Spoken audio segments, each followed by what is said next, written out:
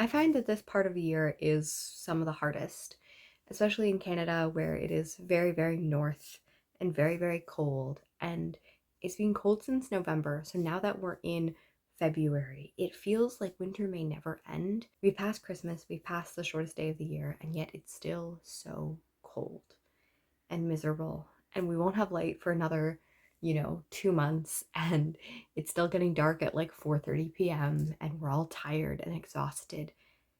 And the energy and the tightness is just so much. And this is a universal experience here. I don't know what it's like for people who don't live in places where it is cold for a lot of the year. But you just look around and you notice that everyone is struggling with depression and anxiety. And it's so clear. Like seasonal affective disorder is so rampant in Canada. And I live in the most southern tip of Canada. I live in the part of Canada where on three sides of me, there is the US. I live like adjacent to New York and like way south of Boston. And like, I think I was literally like looking up and there's like 20 states that are like more northern than me because I'm in this like little area that goes super forward into the United States because the Great Lakes are interesting. Anyways, but it's like it's warmer here than a lot of places, but it's just it's hard this time of year. And I find that a lot of my depression and anxiety really manifests as like just freezing, this like stillness of tenseness. And I've been reading a fair amount, but I haven't been able to finish any books. I finished 10 books in January, which was lovely. Five of them were rereads, and five of them were poetry books, and there was only one not overlap in that. And I think I started another seven books that I haven't finished, and then I've started two books since the beginning of February in the last 6 days, and haven't been able to finish them. And now I'm getting stressed because I want to start new things. I'm deeply stressed at the idea of finishing a book, especially any audiobook, which is so weird. Like I find like sounds and everything gets super stressful, which normally like that's the least stressful. Like yesterday I picked up and like read all of like the 30 pages of The Husband Stitch in Her Body and Other Stories in about, I don't know, like an hour and a half. I didn't stop. I like went to grab water at one point and that was about the only time I stopped and I loved it when I try to pick up any of the books that I'm currently reading, which I'm enjoying. Like, I hate this time of year sometimes because, like, my reading often lulls, and I often have books that even if I do love them, I'm like in such a negative state that I'm like, do I really love them? And then I like pass them over such a long period of time that like it's just it ends up really long. Like I tried to read Orlando today and I just got so stressed. Like I know that this book is interesting and it's not always loved by people, but like some of the quotes are brilliant in it, but I was just like, what is she trying to say? Pasta Classics is one of my favorite things on the internet, and they have a book club, and their book club, the idea is past it as in like, you're trying to pass the classics as the books you're all trying to read. But like as they go on, they get like more random, and like they never were like traditionally, like I think they each had like, a Jane Eyre and like a Dickens at the beginning and stuff like that. But a lot of their books are random. Like Orlando was obviously known by Virginia Woolf, but like it's not like maybe one of the books that everyone has read, but it's just really lovely to read. And like I wanted to read Orlando. I couldn't get into it. I started American Primitive this week and really, really enjoyed it. I have like 40 poems left. I've read 50 and I'm like, I just can't get the welling to like open it up again because I just stare at it and I think about ending the book and then I think about the energy of reviewing that book and then I just shut down. Which is dumb because I enjoy reviewing books. Like I like putting my thoughts down because that's the thing. Like I could just not review books, but I end up deeply upset almost all the time. Like I'm thinking about January where I'm currently like incredibly stressed about the idea of reviewing books on my January books because I don't feel like I have the capacity to like review them with like the vigor that I want to. But every January I look back and I realize I didn't review the books that I read and I am deeply sad. I don't know. I'm just like monologuing at the camera right now, but I do want to like express this in case other people are feeling this, and also because I so often cut off of booktube at time this year because I just can't read and then I'm discouraged. And like I do honestly have two videos, one from a week and a half ago and one from what is it? It's from I think January 2nd. And I keep on going to edit it and I just get so overwhelmed with the capacity of editing that I'm just like, nope. This kind of mental health isn't represented well because I struggle to even explain it to some people because I don't it doesn't manifest as tears, it doesn't manifest as anxiety attack that anyone can see, but I can feel it in my chest. I can feel it in the tightness, the anxiety of just trying to pick up a book. and like how much going through each day feels like a lot, even if I am quote unquote functioning or high functioning, it's still just like deeply stressful. And then there comes to a point where I won't do anything. So that's where I am mentally in the beginning of February. And I feel like every February is just this. And I've had a few weeks where like I felt a lot of peace, I felt a lot of joy, and then there'll be days where I just feel overwhelmed. And I do know that indulging in my creative endeavors really, really helps. Like reading really helps me get through this period of time. Writing really helps me get through this time of year. But like often the capacity is so low. So that's where I am. I'm going to go through some of the many books that I have begun to read or have read and have not finished in the last little bit. I have a lovely vlog that will hopefully come out soon, and maybe I'll even do a wrap up and it'll be wonderful. But yeah. Oh, also I'm a mood reader. So that's the thing where like there's so many books where I'm like, I know I'm in the mood for it, but then I like hear about a new book and I'm like, maybe I want to try that. But then I'm like, I don't want to start my like ninth book in a row that I haven't finished. But then I'm like, do I like hate a book because I'm trying to read it when I'm not in the mood for it? Some of the books that I haven't finished is Time as a Mother by Ocean Vuong. I began that mid-January. It expired with 45 minutes left on the audiobook. I couldn't do it. I was staring at it, watching it like slowly expire day by day, and me being like, I just can't listen to these 45 minutes. Which like it's probably the most fair because Ocean Vuong is not my favorite author. I really want to love him and I just don't. So like that's more of a chore. But like also with Bad Cree, I'm slowly watching it like tick down. I'm loving that book. I read 6 hours of it so far and like it could be a new favorite. Those last 3 hours, I tried to like listen today and I was just like, nope, my body is too stressed for this. And not because of the content. Like it is quite it's hard. It's dealing with like grief and stuff. But like I find dealing with grief and stuff is very soothing when I'm dealing with grief. And yeah, I'm just explaining my mental health more than books, but it is a really wonderful book about this girl who is returning to Alberta because she hasn't gone back since her sister died. Her sister died and she was just like, no, I can't do it. Her cookum died 3 years ago, and like after that she left and stuff. And it's really dealing with horror and indigenous identity and like diving into some of the storytelling from Cree culture and stuff, and it's really really well done. I'm really enjoying it, and I just love Canadian books. They make me feel so seen, even if it's a part of Canada that I'm not as familiar with. It's just like, yes, I know people like that, and there's something unique about that that I really really love. So like yeah, I'm gonna recommend the heck out of this book when I can like get the capacity to open the book. Which I hate. I just want to finish it and recommend and yell at the screen. But I think part of it is like I'm going to finish it and then I'm going to be so tired that I'm not going to be able to explain why I love the book, and then I'm going to be overwhelmed by the fact that I can't explain the book. I don't know if anyone else who struggles with mental health or has chronic pain or like chronic illness just deeply struggles with this, like wanting to like wait until I can explain the book fully and knowing that I may never do that. And I don't want to be a person who's constantly caught in the web of perfection, because I think that that is a lie that is constant in my life. I want to be okay, but so often like I am deeply sad because I want to talk about these books. Like almost every book I read, I could talk about for like 6 hours. And so often I don't get to explain those, but then I get overwhelmed, so then I don't read anything. And then when I do read, I again don't have energy to read it. Anyways, I wish I could just take my brain and plug it into a beautiful camera and have that explain all of my thoughts.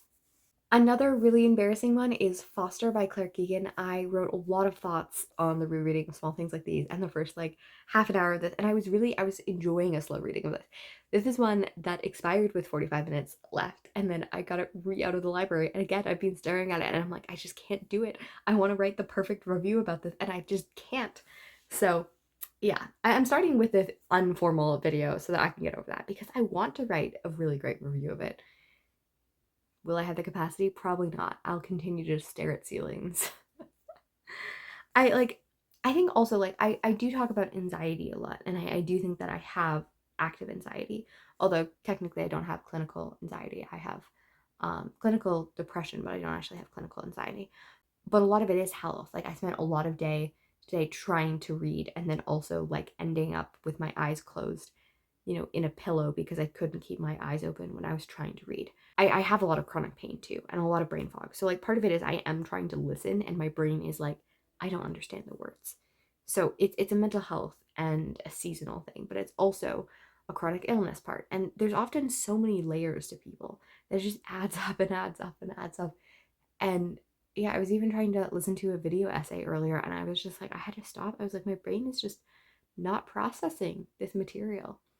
And I really struggle with that because I want to do everything and I want to understand everything and I want to have the capacity to listen to intellectual things because so often I'm so tired and so in pain I can't sleep. But then when I try to sleep, I can't sleep. And then when I try to do things I enjoy, I can't actually receive them because I'm trying to understand them and my brain is just fogging out. And it's very unfun. So this is where I am. I haven't finished Foster and I haven't finished Time as a Mother and Post-Colonial Love Poems I haven't finished, and I read part of Ariel and then I looked up part of Ariel by Sylvia Plath because I was like, I don't always love the imagery she uses because I'm like, yeah, Lady Lazarus, I know it's one of her most common. I know Lady Lazarus is one of her most common, but I'm also like, the imagery there is super sketchy. And I know that her work is very feckled with racism. And yeah, some of it I'm just like, no, this is deeply uncomfortable. And I think that like I've tried to read this collection several times and I'm rereading it. I think I'm getting parts of it more out of it. But I love Sylvia Plath as a prose writer. I just don't know if I love her as a poet, which is sad for me to say. I am wanting to get through this collection. I think it's only like 70 pages. But it does not make me happy. It does not spark joy. Some of the books that I'm deeply sad about, like they're expiring soon in the library, but I really want to. Nightcrawling by Lila Motley. I think it's going to be so good. And I want to read it. I'm like super internally psyched for it. And I look at it and I'm like, can my brain do this? Also, The Stolen Heir by Holly Black. I've been waiting for the sequel for 3.5 years. I'm so psyched. I remember finishing Queen of Nothing and being like, will there be a sequel? And like, I wanted at the time to make the whole video, and I think I have a vlog where I'm going on how this could be a perfect sequel series. And a sequel series that I wanted in that moment is a sequel series now. And I'm just staring at my library hold, getting one day less at a time, being like, here, you can do this. You can read books. Some other books that I'm excited for that I may read this week if I do, because I heard other people talk about them and was like, these are great. So I was watching Jen Campbell and she was talking about books she read in January, and she talked about Diary of the Void by Emi Yagi. This is a translated Japanese work that looks at a girl who was sexually assaulted or harassed at her old job and has since decided that she is going to go to a new job, and because they expect her to do a lot of manual labor, she expects that she'll get more respect by pretending to be pregnant. So she pretends to be pregnant and like right up my aisle. And like it sounds so cool and I'm super psyched for it, but I'm also like looking up here being like, Kim Ji-yeon, born 1982, a book that I started last January that I read like 80 pages of, that I got so much of that I did not finish. Do I want to start another Japanese contemporary book that has like some similar feminist theory looking at like different angles and women in the workforce and in world, and not finish this book? Yes. Should I finish the book that like will probably be a 5-star on my shelf? Yes. I don't know. And then Wedding Toasts I'll Never Give by Ada Calhoun.